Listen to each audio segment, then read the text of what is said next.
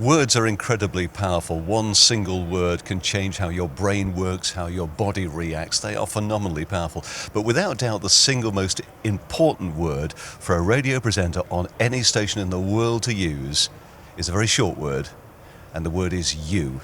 You talk to one single listener at all times. Imagine a real human being just across the studio from you. Stare into their eyes, everything else will follow. Welcome to Lokalrundfunktage, a local media conference here in Nuremberg. My name is Julia, and next to me in the studio is David Lloyd. David, you're a radio consultant and radio trainer. You've worked with tons of radio stations all over the UK and the world, and you've also written a book, How to Make Great Radio. So my first question to you would be, if you had to boil it down to three things, what do you think is needed to make great radio? Well, I think I can probably boil it down to one key area, if that's all right, and that is that radio is about the way people feel.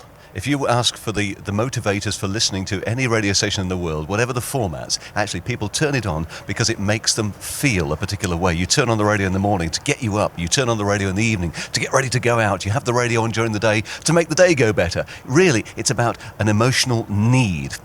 And if you understand that, you understand every answer to every question about radio, because ultimately it is about emotion. Even the news. Why do you listen to the news? Because you want to be in touch. Why do you listen to travel news? Not because you enjoy listening to a list of roadworks, but because you want to get somewhere. The weather, you want to know what to wear. All the needs are emotional. It's about mood. And if you understand that, every answer to every question is known.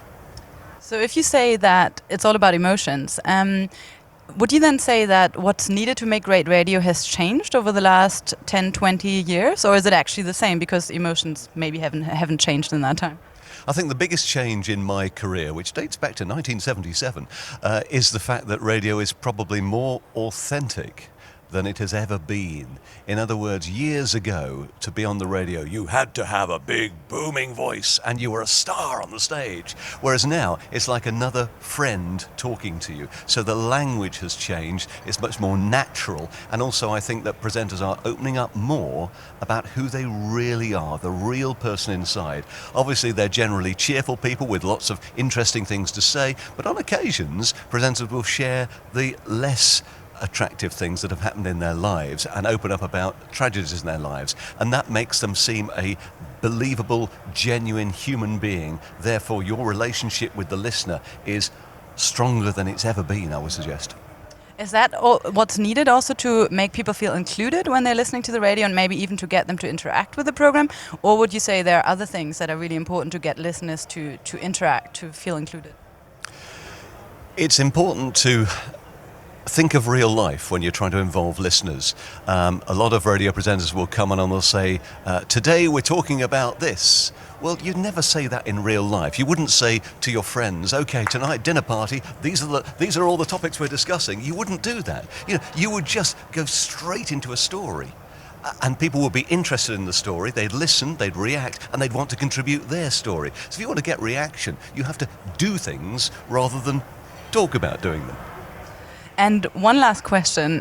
You talk a lot in some of the talks I've listened to that you gave. You speak a lot about language and vocabulary. And I think one of them was called the power of words in radio. What would you say is the single most important word any radio host, radio show host should have on their list of words that they use a lot? Words are incredibly powerful, and the neuroscientists say that actually it changes the way clearly your brain reacts, but also how your body reacts. You can say certain words. If I say juicy steak, then that actually makes you picture a juicy steak and makes you salivate. Isn't it incredible? We can make people foam at the mouth we might not want to. No, you might not want to. Foam at the mouth through listening to radio. So these words are incredibly powerful. But the most important word, and you know the answer to this because you're a great broadcaster, is you. It's speaking to one listener. If you speak to one listener, if you imagine there's one human being across the microphone stand, again, you'll never go far wrong. Thank you so much. David Lloyd, a radio consultant and radio trainer from the UK. Thank you very much, and goodbye.